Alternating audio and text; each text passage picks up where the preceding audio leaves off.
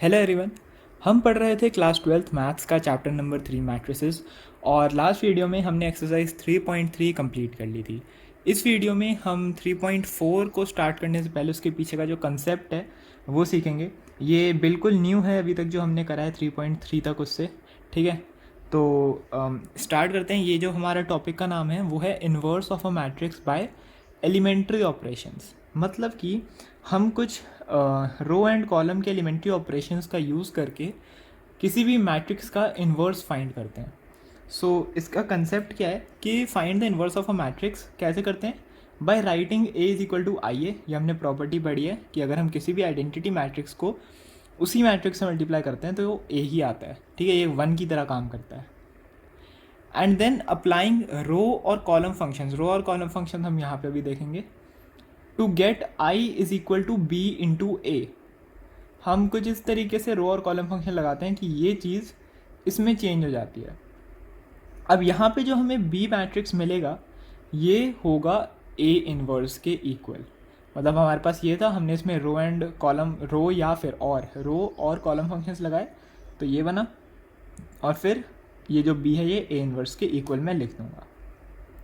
Inverse निकालते हुए ये जो प्रोसेस है आपको भले ही अभी समझ ना आया हो, फंक्शंस वगैरह मैंने अभी बताई नहीं है, बट जब हम क्वेश्चन करेंगे तो आपको ज़्यादा अच्छे से समझ आ जाएगा। इस वीडियो में मैं एक दो क्वेश्चंस करके दिखाऊंगा, फिर बाकी जो मेन एक्सरसाइज है वो हम नेक्स्ट वीडियो में ही करेंगे। यहाँ पे मैंने एक नोट लिखा हुआ है कि हर मैट्रिक्स का इन्वर्स एग्जिस्ट करे, ये चीज़ ज़रूरी नहीं है। Not every matrix has an inverse while performing the operations of L H S matrix has any row और column with all elements as zero. मतलब जब हम इसको सॉल्व कर रहे हैं, ये ऑपरेशंस लगा रहे हैं, मैं बताऊंगा कैसे लगाते हैं, तो क्या होता है कि जो एल एच एस वाली मैट्रिक्स है उसकी वैल्यूज़ चेंज होती हैं according to the functions we are applying. तो वो चेंज होते हुए बाय चांस अगर कोई भी रो या कॉलम एल एच एस वाले, मतलब इस वाले मैट्रिक्स की ज़ीरो हो जाती है, कोई भी पूरी एक रो या पूरा एक कॉलम, तो उस क्वेश्चन को हम वहीं छोड़ देंगे और लिख देंगे as this row is equal to zero, hence the inverse doesn't exist. ठीक है, अब देखते हैं ये एलिमेंट्री ऑपरेशंस होते क्या और कैसे हम इन्हें यूज़ करते हैं। तो तीन एलिमेंट्री ऑपरेशंस होते हैं हमारे पास, चाहे हम वो रो के लिए देखें चाहे कॉलम के लिए। मतलब दो मेथड्स से हम सॉल्व कर सकते हैं, या तो हम स्टार्टिंग से ही रोज़ को लेके चलें या हम स्टार्टिंग से ही कॉलम्स को लेके चलें। हम ऐसा नहीं कर सकते कि हमने रो से स्टार्ट किया और फिर बीच में हमने कॉलम ऐड कर दिए, फिर रो पे आगे फिर कॉलम। ऐसे नहीं कर सकते, हाइब्रिड नहीं बना सकते। या तो सिर्फ रो से स्टार्ट करो और रो पे ही ख़त्म करो, या फिर सिर्फ कॉलम से स्टार्ट करके कॉलम पे ही ख़त्म करो। ठीक है, अब तीन ऑपरेशंस होते हैं हमारे पास। फर्स्ट ऑपरेशन ये होता है कि हम किसी भी रो को एक कांस्टेंट नंबर से मल्टीप्लाई कर सकते हैं। हमारा गोल क्या है? हमारा गोल ये है कि हमें एल एच एस वाले मैट्रिक्स हो, ये इंपॉर्टेंट बात है बहुत ही, इसको समझना ज़रूरी है। हमारा गोल ये है कि हमें एल एच एस वाले मैट्रिक्स को आई के इक्वल बनाना है, और जो जो ऑपरेशन हम इस ए में लगाएंगे वही ऑपरेशन हमें आई में लगाना है। इससे क्या होगा, जो हम ऑपरेशंस लगा रहे हैं उससे ए की वैल्यू भी चेंज होगी और आई की वैल्यू भी चेंज होगी। ये ऑपरेशंस हम लगाते रहेंगे एल एच एस में, कब तक? जब तक ये आई में कन्वर्ट नहीं हो जाता। और इसको तो हम कुछ नहीं देखेंगे, इसमें बस हम ऑपरेशंस लगाते रहेंगे जो हम इसमें लगा रहे हैं। एंड में जब ये आई बचेगा तो ये जो आई है ये किसी और मैट्रिक्स में चेंज हो चुका होगा। ये जो आई है ये किसी और मैट्रिक्स में चेंज हो चुका होगा, और वो मैट्रिक्स हमारा ए इनवर्स होगा। तो हमें, हमारा मेन गोल ये है कि हमें एल एच एस वाले मैट्रिक्स को ए से आई में कन्वर्ट करना है, और साथ साथ ये जो आई है ये बी में कन्वर्ट होता रहेगा अपने आप ही, क्योंकि हम दोनों जगह फंक्शन लगाएंगे।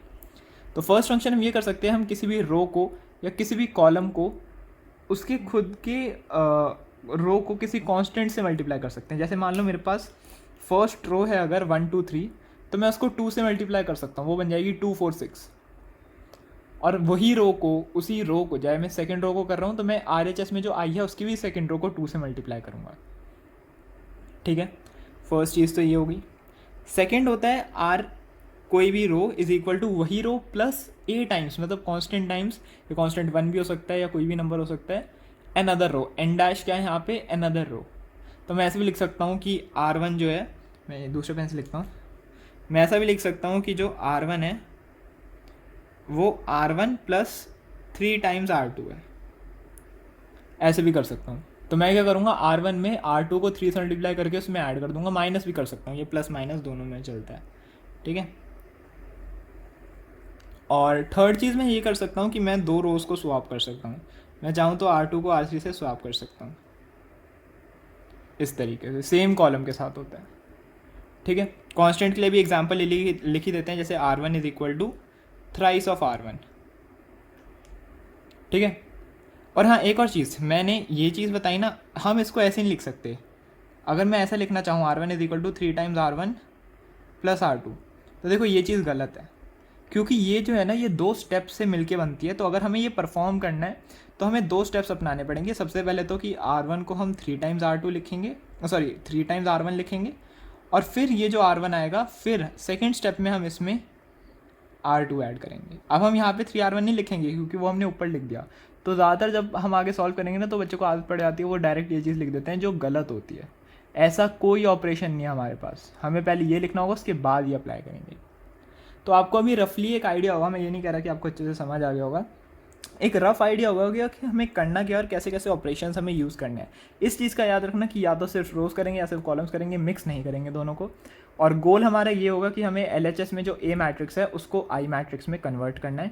साथ साथ हमारा जो ये RHS में I मैट्रिक्स है ये एक दूसरे मैट्रिक्स में कन्वर्ट होता रहेगा, और फाइनली जब हमारा A I में कन्वर्ट हो जाएगा तो I B में कन्वर्ट हो जाएगा और B हमारा A इन्वर्स होगा। क्वेश्चन करते हैं, बहुत अच्छे से समझ आ जाएगा। तो पहले मैंने एक छोटा मैट्रिक्स लिया है 2x2 का मैट्रिक्स, और इसके बाद हम 3x3 के लिए सॉल्व करेंगे। तो अगर मैं 2x2 मैट्रिक्स के लिए सॉल्व करूं तो मैं लिख सकता हूं इसको, ये मेरे पास A है और मैंने कहाँ से स्टार्ट करना है, A is equal to IA से। ठीक है, यहाँ से स्टार्ट करना है। तो मैं यहाँ से लिखता हूँ A, पहले मैंने लिखा 1 2 2 -1, एंड फिर इज इक्वल टू I मैंने लिखा 1 1 0 0, और फिर इस वाले A को लिखने की कोई दोबारा से ज़रूरत नहीं है, मैं इसको सिर्फ A ही लिखूँगा। अब मैं फर्स्ट क्या करूँगा, मैं पर्सनली रोज़ से सॉल्व करना प्रेफर करता हूँ, मेरे को इजी लगता है, तो मैं रोज़ का यूज़ कर रहा हूँ, आप कॉलम से भी कर सकते हैं।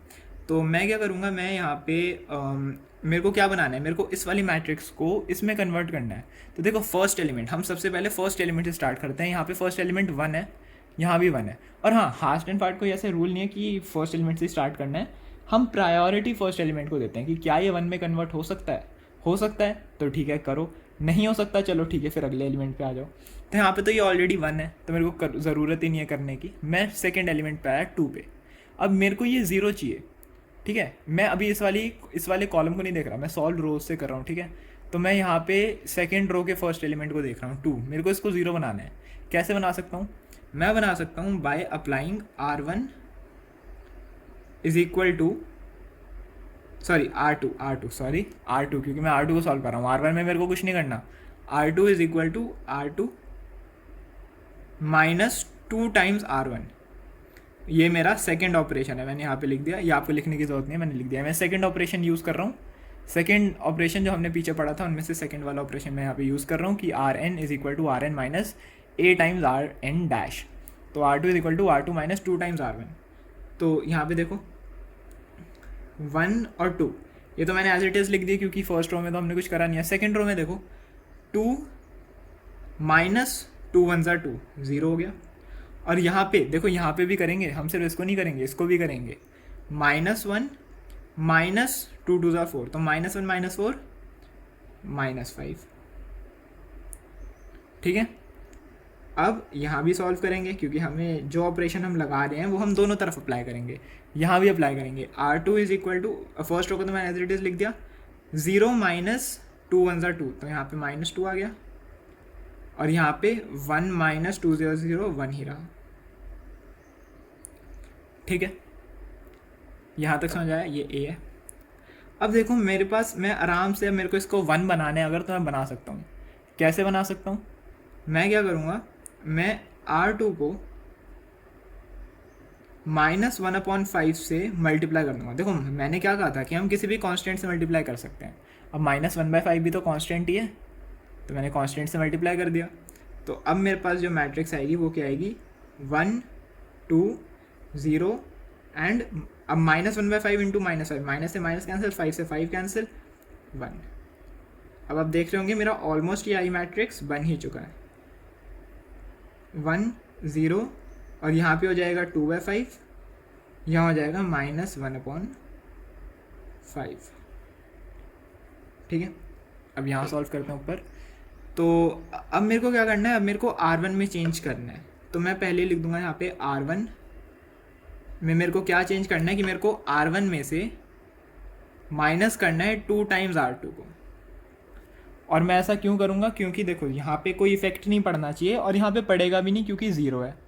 ठीक है, और दूसरी चीज़ क्या कि यहाँ पे 2 माइनस 2 1 2 ज़ीरो आ जाएगा जो मेरे को चाहिए। तो अगर मैं ये वाला ऑपरेशन यूज़ करता हूँ तो मेरे पास हो जाएगा 1 0 0 1। फाइनली आई मैट्रिक्स बन गई है। इक्वल टू में यहाँ पे 1 -4/5। 1 -4/5 कितना होता है, 1/5। फिर 0 -1/5 इंटू 2 तो मतलब 2/5। देन यहाँ पे तो सेम रहेगा, कोई चेंज नहीं है, 2/5 एंड -1/5। ठीक है, देयरफॉर ये ए मैंने यहाँ पे लगा दिया, ये ए लगाना ज़रूरी है। तो अब मेरी ये फॉर्म आ गई I is equal to B A. So A inverse जो मेरा बी के इक्वल है वो क्या है, दैट इज इक्वल टू 1/5 2/5 2/5 और -1/5। इस तरीके से मैंने ए इनवर्स निकाल दिया बाय यूजिंग एलिमेंट्री ऑपरेशंस। ठीक है, इनवर्स निकालने का एक और तरीका होता है, वो हम डिटर्मिनेंट वाले चैप्टर में देखेंगे। ये वाला जो मेथड है ये एलिमेंट्री ऑपरेशन आता है मैट्रिसेस में। तो 2/2 मैट्रिक्स का हमने यहाँ पे किया। ठीक है, आई होप आपको समझ आया होगा। नहीं आया तो हम आगे 3/3 मैट्रिक्स का देखते हैं, उससे आपको डेफिनेटली समझ आ जाना चाहिए। तो ये है मेरे पास सेकंड क्वेश्चन है एक 3/3 मैट्रिक्स का। और सबसे पहले तो मैं यही लिखूंगा यहाँ पे कि मेरे को किस फॉर्म में चाहिए, ए आई इज़ इक्वल टू ए की, मतलब ए इज़ इक्वल टू ए आई या ए आई इज़ इक्वल टू ए की फॉर्म में। ठीक है, मैं यहाँ पे लिख देता हूँ आई। तो अब इसको ऐसे ही करते हैं, ए तो मेरे पास यही है तो मैंने सबसे पहले ये एज इट इज़ लिखा 0 1 3 1 2 1 2 3 1। ठीक है, और इज इक्वल टू में अब यहाँ पे आई भी आपको 3/3 का लेना है। ठीक है, आई भी उसी ऑर्डर का लेंगे जिस ऑर्डर का ये है। और ये लॉजिकल है क्योंकि अगर 2/2 का लोगे तो फिर ऑपरेशंस कैसे परफॉर्म करोगे उसमें। अब देखो हमें ऐसे ही कोई भी ऑपरेशन नहीं लगाएंगे। ठीक है, 2/2 में तो फिर भी हमें पता चल जाता है कि ठीक है अब हमें ये करना है ये करना है। और हाँ, एक चीज़ और मैं बताना चाहता हूँ कि ये क्वेश्चंस आपको तभी आएंगे जब आप इनकी खुद से प्रैक्टिस करोगे। ठीक है, I will post exercise 3.4, but उससे पहले ही अगर आप कुछ क्वेश्चंस उसके ट्राई करते हो इस वीडियो के बाद तो, और ट्राई करना अगर होता है तो आपको भी अच्छा लगेगा काफ़ी ज़्यादा और आपकी प्रैक्टिस भी हो जाएगी। ठीक है, तो और क्वेश्चंस करने से ये कंसेप्ट एक ऐसा है कि आप इसको जितना भी और वीडियो से समझ लो, बट जब तक आप खुद से इस टाइप के क्वेश्चंस नहीं करोगे तो तब तक आपको ये वाले क्वेश्चंस नहीं समझ आएंगे। तो इन वाले क्वेश्चंस की प्रैक्टिस करना बहुत ज़्यादा ज़रूरी है। ठीक है, कोई भी एक 3/3 का 2/2 का मैट्रिक्स लो और फिर उसका इन्वर्स निकालो बाय यूजिंग एलिमेंट्री ऑपरेशंस। तो उसी से आपको पता चलेगा कि आपको क्या लॉजिक लगाना है, यहाँ पे क्या दिमाग लगाना है। तो देखो यहाँ पे मेरे को अभी क्या लग रहा है कि हमें फर्स्ट रो में यहाँ पे 0 दे रखा है और हमें 1 चाहिए, और यहाँ पे देखो यहाँ पे 2 दे रखा है, यहाँ पे 1 चाहिए। तो मैं यहाँ से देख पा रहा हूँ कि अगर मैं R1 और R2 को स्वैप कर दूँ तो मेरे पास 2 पोजीशंस तो सही हो जाएंगी। ठीक है, बाकियों का मेरे को नहीं पता, अभी देखेंगे, बट वो तो हो जाएगा। तो मैं वही करूँगा यहाँ पे। सबसे पहले मैं R1 को R2 से स्वैप कर दूँगा। तो अब मेरे पास जो मैट्रिक्स आई है वो क्या आई है, 1 2 3 0 1 2 3 1 1। थर्ड रो को हमने बिल्कुल नहीं छेड़ा है। यहाँ भी हम स्वैपिंग करेंगे 0 1 0 1 0 0, और थर्ड रो को हमने दोबारा से नहीं छेड़ा है, यहाँ भी ये हो गया। अब देखो अब मैं नेक्स्ट क्या कर सकता हूँ, R3 में अगर हम देखें मेरे को इसको 0 बनाना है तो मैं इसको भी 0 बना सकता हूँ। बाकी एलिमेंट्स का मेरे को नहीं पता, मैं सिर्फ इसको देखूंगा कि मेरे को इसको 0 बनाना है। तो मैं कैसे बनाऊंगा, R3 में से 3 टाइम्स R1 माइनस कर दूंगा, तो 3 - 3 हो जाएगा, 0 हो जाएगा। तो यही मैं करूँगा अब, R3 में से 3 टाइम्स R3 में से 3 टाइम्स R1 में माइनस कर दूंगा, तो अब क्या हो जाएगा 1 2, जिन रो में कोई चेंजेस नहीं कर रहे हो उनको तो आप डायरेक्ट लिख दो। अब थर्ड रो में चेंज कर रहे हैं, यहाँ तो मैंने 0 बनाना था तो 0 आ गया। यहाँ क्या होगा 1 - 6 - 5, और यहाँ क्या होगा 1 - 3 3 9 -8। ठीक है, इज़ इक्वल टू, अब यहाँ भी चेंज आएगा पर सिर्फ थर्ड रो में आएगा, तो मैं ऊपर वाली दोनों रोज को एज इट इज़ लिख देता हूँ। तो यहाँ देखो 0 - 0 0 ही हुआ, यहाँ 0 - 3 -3 आ गया, और यहाँ 1 - 0 1 ही रहा। ठीक है, अब थर्ड मेरे को क्या करना है, अब यहाँ पे R1 में देखो, R1 में मेरे को यहाँ पे 0 लाना है, तो मैं 0 ला सकता हूँ अगर मैं इस वाले 1 का ट्वाइस करके इसमें से माइनस कर दूँ। अब देख लो किस तरीके से हम लगा रहे हैं लॉजिक, पहले हमने इसको चेंज किया फिर इसको चेंज किया, अब इसको चेंज करने का सोच रहे हैं, तो कैसे कर सकते हैं, R1 में से 2 टाइम्स R2 माइनस करके, क्योंकि 2 - 2 1 2 0 हो जाता है। तो मैं वही करूँगा, अब यहाँ पे ऊपर की तरफ मैं लिख देता हूँ। तो R1 is equal to R1 - 2 times R2। मैं बीच में, ताकि कन्फ्यूजन ना हो, मैं ऐसे एक बना देता हूँ। तो R1 - 2 R2 करेंगे तो ये हो जाएगा। अब यहाँ पे तो कोई फ़र्क नहीं पड़ने वाला है, और नीचे वाली दोनों रोज़ में भी कुछ फ़र्क नहीं पड़ने वाला है। ये चीज़ मेरी अब 0 हो जाएगी, और ये कितना हो जाएगा 3 - 4, ये माइनस वन हो जाएगा। 4 क्यों किया, क्योंकि 2 2 ज़ा 4 इज़ इक्वल टू, ये मैट्रिक्स मैंने थोड़ा छोटा बना दिया, अगली बार से थोड़ा देख के बनाएंगे। यहाँ पे 0 माइनस, पहले नीचे वाली रोज लिख देता हूँ एज इट इज़। यहाँ पे क्या हो जाएगा 0 - 2 -2, यहाँ पे 1 - 0 1, यहाँ 0।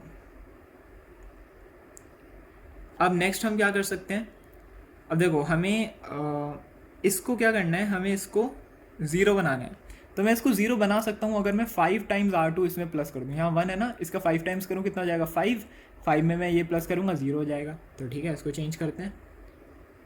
बहुत अच्छा होता है जब हमारे पास ऐसे क्वेश्चंस आ जाएं कि हम ऑर्डर वाइज सॉल्व कर रहे हैं और वो सब हो जा रहे हैं, वरना कुछ कुछ जो मुश्किल क्वेश्चन होते हैं ना, उसमें हम इसे को चेंज नहीं कर पाते हैं। क्या होता है, इसको चेंज करते हैं ये चेंज हो जाता है, फिर इसको चेंज करते हैं ये चेंज हो जाता है, लूप सी बन जाती है।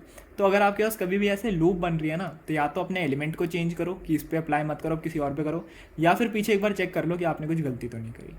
ठीक है, तो यहाँ पे भी मेरी लूप नहीं बन रही है, मैं आराम से इसको सॉल्व कर सकता हूँ R3 + 5 टाइम्स R2 से। ये दोनों ही एग्जाम्पल्स जो मैं कर रहा हूँ ये आपकी बुक के एग्जाम्पल्स हैं। ठीक है, तो आपको वो अलग से करने की ज़रूरत नहीं पड़ेगी। इसको तो मैंने एज इट इज़ लिख दिया, यहाँ पे 0 है तो ये भी 0 ही होगा। यहाँ पे तो मेरे को 0 बनाना था ऐसे, और ये कितना हो जाएगा -8 + 5 2 10, -8 + 10 + 2। चलो ये हो गया। अब यहाँ पे भी अप्लाई करते हैं। फर्स्ट और सेकंड रो तो मेरी एज इट इज़ रहने वाली है -2 1 एंड 0 1 0 0, एंड यहाँ पे 0 नहीं रहेगा, 0 + 5 1 5 आ जाएगा। यहाँ -3 + 5 0 0, तो -3 ही रहेगा, और यहाँ पे 1 में 1 ही रहेगा। ठीक है, अब नेक्स्ट मैं क्या कर सकता हूँ, अब यहाँ पे देखो अगर मैं R2 को देखूँ तो मेरे को यहाँ पे 1 चाहिए और यहाँ पे 0 चाहिए, यहाँ पे 0 चाहिए और यहाँ पे भी 0 चाहिए। तो मैं क्या कर सकता हूँ, R2 में से मैं R3 को माइनस कर सकता हूँ। अगर मैं R2 में से R3 को माइनस कर दूंगा तो मेरे पास 0 ही बचेगा यहाँ पे, है ना। तो करते हैं। ओ सॉरी, ऑरेंज पेन आ गया। R2 is equal to R2 minus R3। तो अब ये मेरे पास हो जाएगा 1 0 0 0 1 0। मैंने यहाँ पे कोई इसलिए चेंज नहीं करा क्योंकि ऑलरेडी आई मैट्रिक्स बन चुका था, यहाँ पे मेजरली कोई चेंज आने नहीं वाला है। यहाँ पे -1 का -1 रहेगा, यहाँ पे 2 का 2 रहेगा, और यहाँ पे मेरे को 0 बनाना था ऐसे, तो ये 0 हो गया। यहाँ भी कर देंगे। फर्स्ट रो मैंने एज इट इज़ लिखी और थर्ड रो मैंने एज इट इज़ लिखी। बीच वाली रो में 1 - 5 -4, 0 - -3 +3 और 0 - 1 -1। ठीक है। अब नेक्स्ट स्टेप हम क्या करेंगे, हम इस वाले एलिमेंट को 0 बनाएंगे। उससे पहले हम क्या करते हैं, इसको 1 बना लेते हैं। तो मैंने क्या किया, R3 को हाफ से डिवाइड कर दिया। तो अब ये मेरे पास क्या हो जाएगा,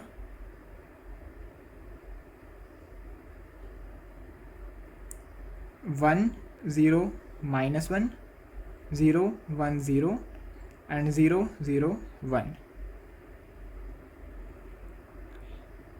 और यहाँ पे हो जाएगा -2 1 0 -4 3 -1 5/2 -3/2 1/2।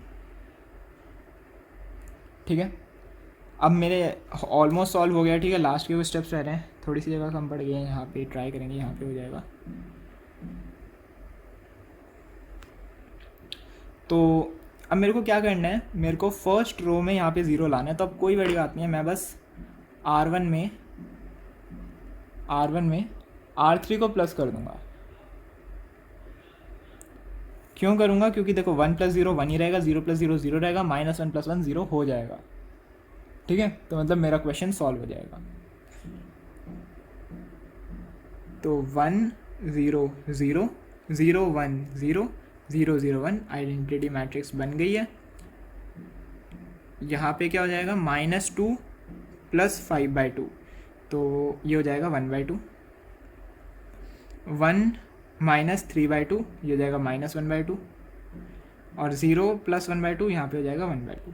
ठीक है, आप कैलकुलेशंस कर लेना कहीं रफ में, अगर आपको ऐसे डायरेक्टली ना आए तो। और यहाँ एज इट इज़। ठीक है, इंटू ए।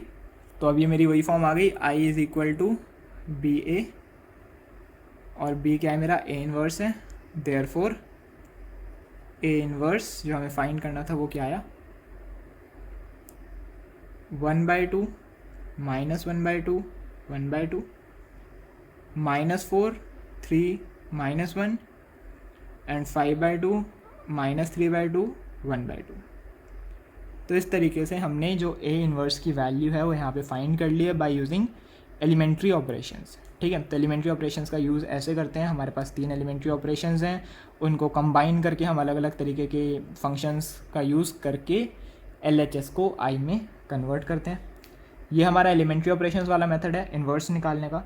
और हाँ, अभी ऐसा कोई क्वेश्चन आया नहीं है जिसमें सारे एलिमेंट्स जो हैं किसी भी रो या कॉलम के वो 0 बन गए हो, बट जो हम क्वेश्चंस करेंगे एक्सरसाइज में उसमें डेफिनेटली वो वाले क्वेश्चंस हैं। तो तब वो वाला कंसेप्ट भी आपको समझ आ जाएगा कि कैसे अगर ज़ीरोज़ हैं तो उसका इन्वर्स नहीं निकाला जा सकता, हम वहीं लिख देंगे कि इन्वर्स डज नॉट एग्जिस्ट।